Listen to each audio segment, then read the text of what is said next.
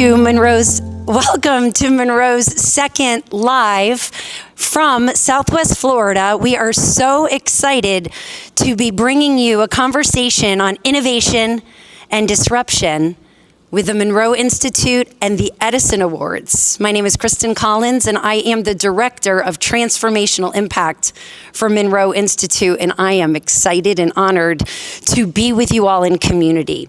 Today, I'd like to first introduce Rob Maines, part of the Edison Awards team. Rob, would you share some of the work that you do with Edison? Sure, I'm Rob Maines. I'm Director of Business Development.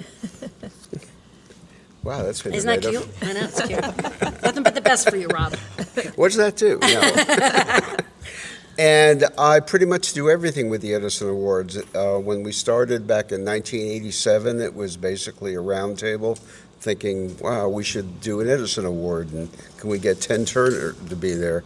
It's grown to where last year we had Jensen Huang as our Achievement Award winner, but most of what I do is work with the companies that apply for an Edison Award. We contact anywhere from 5,000 to 7,000 companies, or we're contacted by them. We get about 500 nominations that we look into. About 300 of them are evaluated by our judges from all over the world. Then we accept about 150 that come out to be Edison Award winners per year. I work with a lot of those companies. They're big and they're small companies. Mid-sized, but one of the most important things we do is we work with what I call the non-finalists. And those are the people that because of everything that we've learned from working with the successful ones over the years, is what you can do right and what you can do wrong. So a lot of times I try and give them advice on what I've seen in the past, what they can do, and especially what all the judges' comments are. They all want that judge's feedback. So it's invaluable what we can do. Beautiful. Thanks for this. Thank you for that. So one of the exciting things is that part of this Edison Award, which does occur here in Southwest Florida, there is a partnership between the Edison Awards and Collaboratory. And down here in Southwest Florida, Collaboratory has evolved into a collective space where innovation and disruption can be explored as an interconnected community. So Edison Awards relocated their global headquarters to Southwest Florida about a half a decade ago. And as part of that, there is a collaboration with Collaboratory and the Edison Awards, and it's called the Edison Light Bulb Series. And it is a speaker series where folks from around the world fly in to have interconnected discussions about a particular topic. So we have our CEO, Allyn Evans, who has been invited to be a part of Resilience in Health this afternoon. And we thought it would be fun to connect with you guys before that actual panel discussion to talk about innovation and disruption. So Allyn, and we all know Allyn, but she's our CEO, and Paul, our Executive Vice President. Thank you guys both for being a part of this today. Let's talk a little bit, before we get into the innovation and disruption that's happening now, can you give a brief overview of how Bob Monroe was innovative and disruptive 50 some odd years ago? He certainly was, yeah. So based on his own experiences, he had that, what was considered spontaneous out of body. We have a theory about that. Actually, he was always a guinea pig for his own work, which included sound technology, and repetitively did that. So when that happened, it made him think he was going crazy. So that would be part of the disruptor part, because you're taking this concept, this experience, out to a public that it's just not talked about, especially someone who's sane. And he actually went seeking out doctors, psychologists. Am I losing my mind? And they all told him he was fine. So he settled down and said, okay, then I'm ready to do something about this. I'm ready to figure out how to help other people do this. And that was really the foundation of our work. Beautiful. And the alignment with Thomas Edison and Bob Monroe, to me, is just so hard. Yeah, so heart-opening. If you think about it. Very much so. So, Paul, would you walk us through a little bit about, what the mindset? I know we've all read, a lot of us have read a lot of Bob's books and whatnot, and received a lot of information on the history, but putting yourself back to being Bob Monroe, when he's like, am I going crazy? Am I not? Right? And using sound to go ahead and change our brainwave states. What must that have been like to be bringing that forth, and who came along to be a part of that with him? Yeah, well, it's really interesting to me as a tech person. I think, this is kind of what I do today at Monroe. And it's really interesting, those early days. And, he's told this story a lot, and others who have been around have told this story. They were looking for ways to help other people have these experiences and explore these states that Bob discovered. And they found that sound, because Bob was in radio, in his career, it was natural for him to use sound as a way to do that and to help alter brainwaves to get people into this state where they could have those kinds of experiences. So in the early days, he was working with his team, and they were experimenting with using sound to help get people, to access these states. And they discovered binaural beats. And this is not something that was new. It was really first documented in the 1800s. But Bob and his team were really the first people that used that in a systematic way to try to alter brainwaves and help people get to these states of consciousness. So they were really pioneers in that respect in terms of using sound for this very specific purpose. And it continued to evolve from there. So they found out what worked and what didn't work, and they used EEGs to understand what people's brainwaves were doing when they were having these experiences, and then they could recreate that using the sound technology. So there's this rich history of development of this sound technology and all of the different ways that this can be used to achieve these different states. And that's kind of where we are today. And we can continue that innovation as we go, with new technology as it becomes available. Beautiful. So folks who are live, please feel free to weigh in on the comments. We are going to capture this and share it on YouTube. And for those of us who have been around Monroe for a while, you may know Craig and Sheila Schwartz. They are in Southwest Florida with us, and Sheila is guiding us. So she will be the one looking at your comments. So Sheila, if there's anything that comes up that we want to bring into the conversation, as well as our guests that are in the room, we have a very intimate audience. So if anyone here has something that they would like to know, please let us know. So Rob, while that's happening, I want to bring this back to you. So going back to Thomas Edison or Lewis Latimer, right? What was it like for them? Were they supported? Were they challenged? What was it like to be innovative and disruptive back in the day when they were inventing and creating? Big question. From all the books, from all the studies, and everything that I've heard and read, if I had to sum it up, I'd say those are two people that just knew how to take risks. And they would take risks, and they would understand what they were looking at and what problem it would solve. Not only what problem it would solve, but how big of a problem it was, and what you had to do after the problem was solved in order to get it out into the market and get people to want it.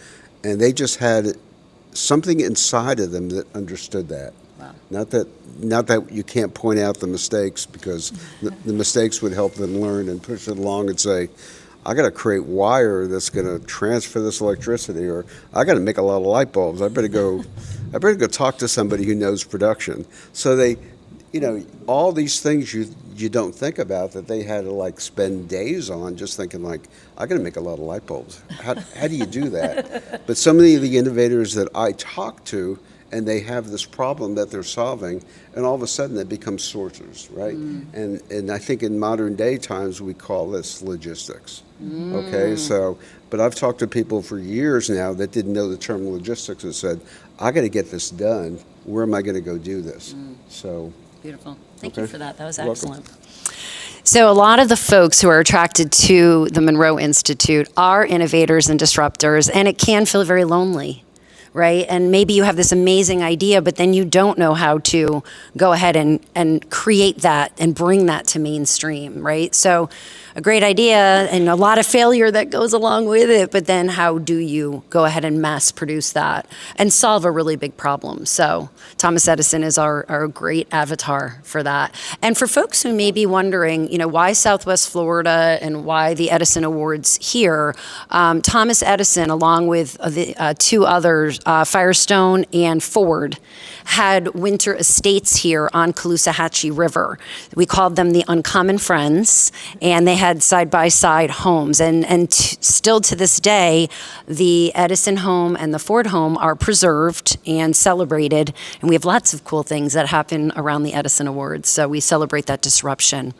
Paul and or Allyn, can you just highlight a couple explorers who back in the day, like Ford and Firestone or Lewis Latimer, were with Bob that helped him find the way to go ahead and have the courage to keep going? Were the explorers with him? Who were some of those folks? That's a good one for you. For me? You start. I was going to say it's a Put good me one on the for you.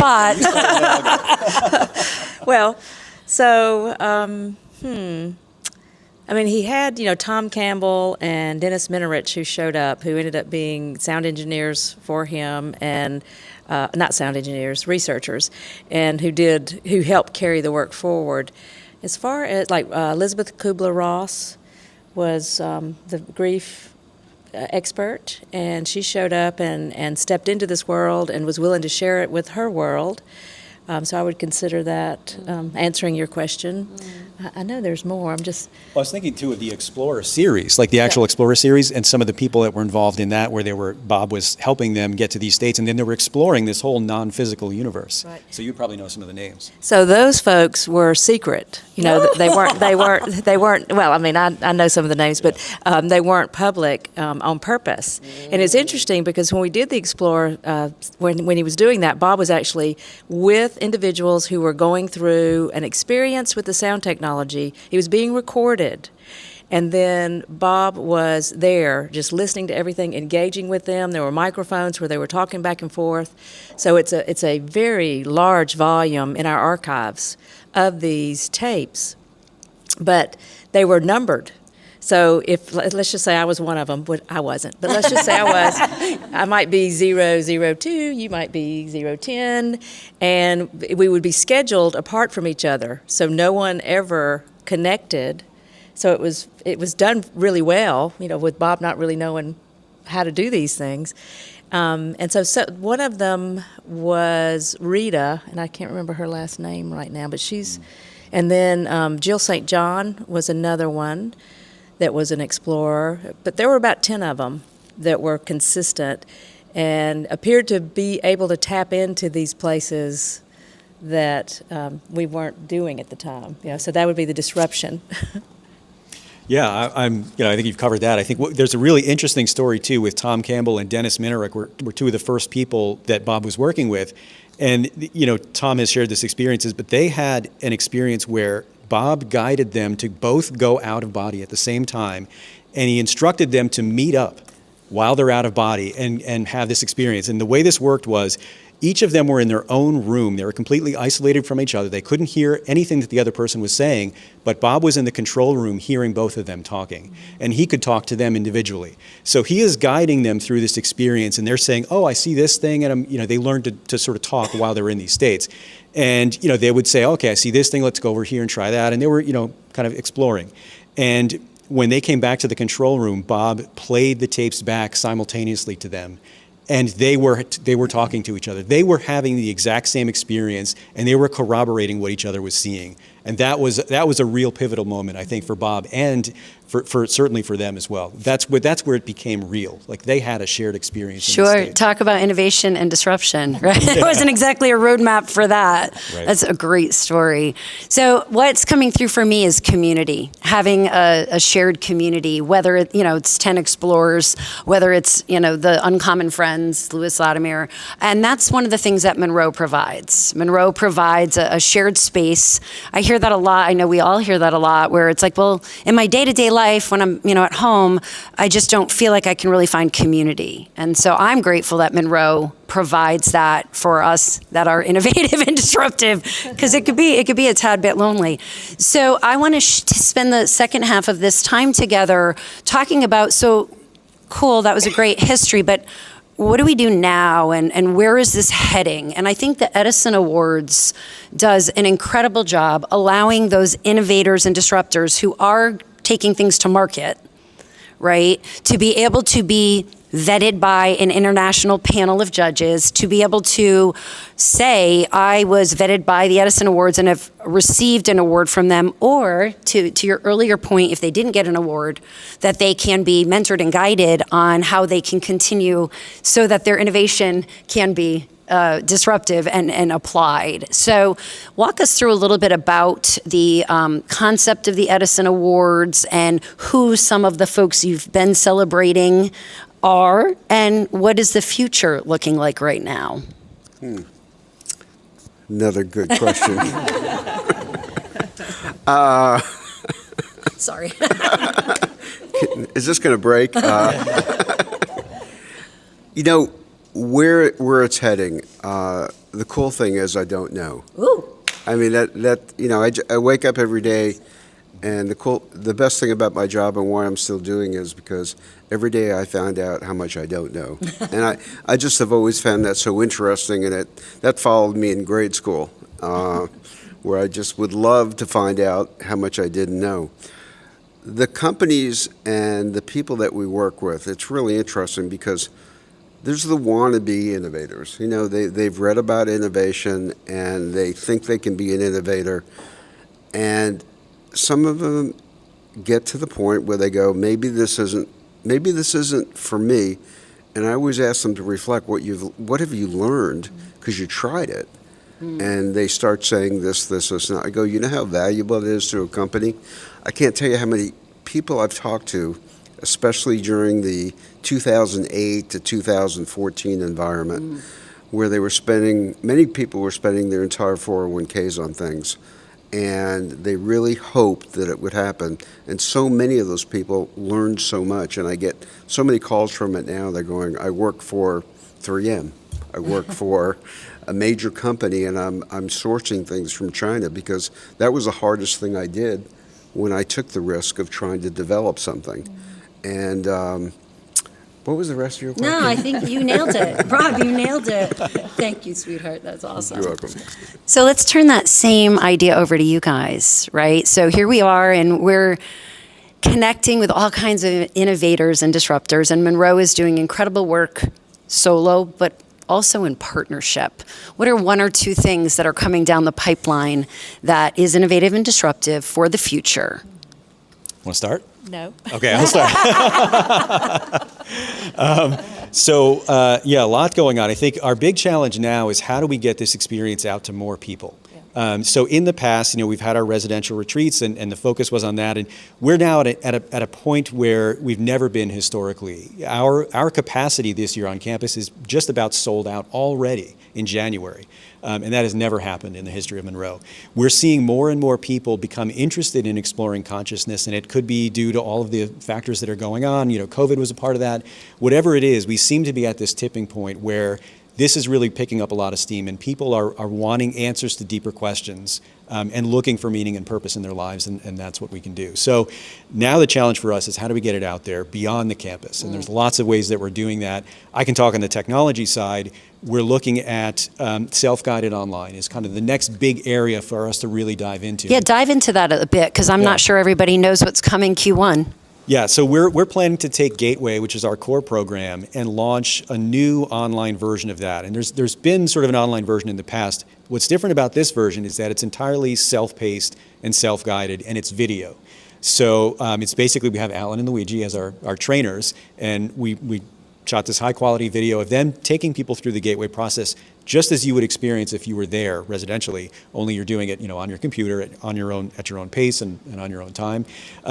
And that will be at a much different price point. So historically, it's expensive to run a retreat center. So obviously things have to be priced so that we can stay open. And that makes it somewhat expensive. So this is something we can offer at a much lower price point that can have just much more reach and impact. Sure. So very excited about that on the tech side. Definitely. It will be available on the Expand app as well, so that makes it convenient, because that sometimes it can be hard to listen to exercises from your computer. So now you can do it from your phone. Allyn, has there been any feedback that you've received from the beta that's been going on with this new offering? Well, I've only seen positive. So if there's any negative, no one's telling me. Sheila, are they putting it in the chat? If there's any negative, we need to know. We did have a professional film crew do it, and so it's nice to be able to put more resources to things like this so that we can have a polished outcome, so a polished product. And that's been something we've been doing for the last 4.5 years, is, again, going after high growth. So we're bringing in more resources, more people are finding us. But then we're also, and we're doing this on the campus too, there have been so many years or decades that we can't do what we want to do because of the tight resources, and that's changed. And so we're able to upgrade there. We're able to update the sound equipment in both locations, which had been there since the 90s. So it's an exciting time for us, and I think great things are going to happen. And if there are any negatives, I don't want to hear it. It's all Do you have good. any questions? Okay, we're good. And if anyone here has any questions, I'm going to come to you guys in a minute. Can you quickly touch base about what launched last Friday? Oh, This is very yes. exciting. So Gaia, they actually approached us, invited me to Boulder, Colorado to have a meeting, and they said, we want to do a series for Monroe. And so it's 10 episodes, and it's by focus levels, and you'll learn what that is. But that's the map that Bob Monroe used. So there's a map of consciousness that we train and teach, and it is defined by what we call focus levels that have different purposes in these expanded states. And this series is focused on that, and I think it was really well done. They brought in the crew, and the executive producer, Sid Goldberg, is amazing, and so far, episode 1 went well, and we've got 9 more to go. And I'll just say episode yeah. 1 is now, it's the number 1 piece of content on Gaia this week. So that's great. So yay us! That's fantastic. And I'm pretty sure everybody knows what Gaia is, but it is a streaming network. It is a subscription. I think you can do 7 days complimentary. But if you have any questions, go ahead and message us and we'll get that out to you. It's very exciting what's happening.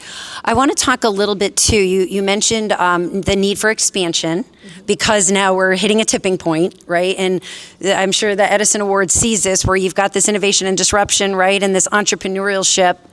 And then all of a sudden it hits a tipping point where you've got to lace up and get going. It's a very different animal, going from entrepreneur to being. So one way that we're doing that is by partnering with others around the globe to host our activities on campus. And we actually have the owner of Valley Rock Inn in audience tonight, and I was blessed to go up to New York and welcome those 25 participants of that gateway, and the experience was exceptional. But would you guys like to talk a little bit about the expansion with the outreach trainers and the partnerships that we have with places like Valley Rock?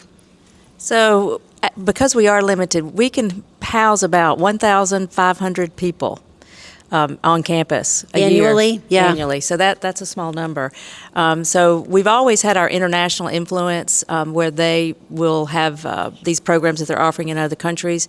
But now we're starting to organize it more and be more directive of the experience. So yes, we're expanding we're in New York, and then we are also in California, Arizona, Florida, Chicago, Boston, that we're having retreats there, and we'll continue to do that. And anybody that's watching, if you have a retreat center to recommend, we would be happy to hear about it. I actually had an idea last evening come through when we had our gathering up in Sarasota, and I've already made a phone call, and people are bringing forth the opportunities for us to get off campus. So thank you, and keep going. I want to talk a little bit about another way that we're getting that opportunity out there. So we've talked online, we've talked about bringing programs off campus, but we've also done some incredible partnerships with research. So, and this is so in alignment with the innovation and disruption piece. So is there a research experience that you want to share with us? Sure. So we talked about this before, but we have kind of reframed our research activities at Monroe, and we're really trying to marry the research that we do with the actual kind of R&D within Monroe and how it influences our sound technology, and that's now happening under Luigi, who's our Chief R&D Officer. And so the other element of this is we're focusing a lot more on collaborations and researching and basically kind of allowing us to do more than we could just by ourselves by partnering with universities and other research organizations, research. And so we've got a study now in the works with Yale, which is fantastic. It's interesting too because there's more interest in this from like mainstream research organizations. The topic of consciousness is just growing more and more mainstream every day. Part of it has to do with this resurgence in interest in psychedelics. There's more organizations doing research around that, but it's opening the door to this sort of this wider concept of consciousness in general. So a lot of people are really interested in understanding what's happening when people are having these amazing experiences. Sure. And then this collaboration is fantastic. It just allows us to expand this research effort, much more broadly. Collaboration at Collaboratory. Can't make this stuff up. That's so beautiful. So, and I do know that one of the research studies that Monroe is doing, actually, there's the founders of the Mind Pod who had brought their Mind Pod to Collaboratory post Hurricane Ian and provided that as a service to our community to come on in and heal and enjoy the opportunity to lower our brainwave states, rewire our neuroplasticity, and that Mind Pod is still here in Southwest Florida at Shell Point, which is the largest positive aging community in the United States. And within that Mind Pod is Monroe Sound Science. So I know there's some cool research coming down the pipeline with that. So we'd like to thank Tracy and Kara of the Mind Pod and Sarah with Shell Point for that opportunity. So no questions, Sheila? We're doing okay? No audience Michael Bruno, question. I love it. This is for Paul. So, or any of you can know the answer.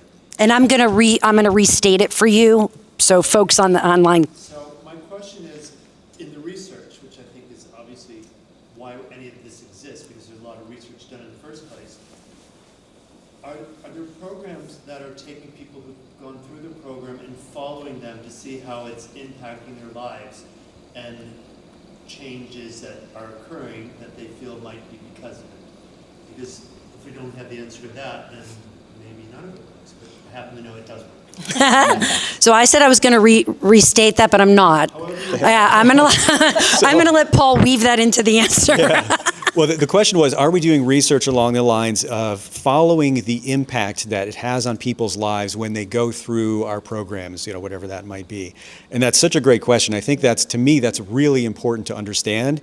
There's actually has been a study that was done in the past along those lines, and now we've got more of that coming, where we're looking at how does it impact people in their day-to-day lives? Because at the end of the day, we go out there, we have these experiences, it's transformational, but what does that mean?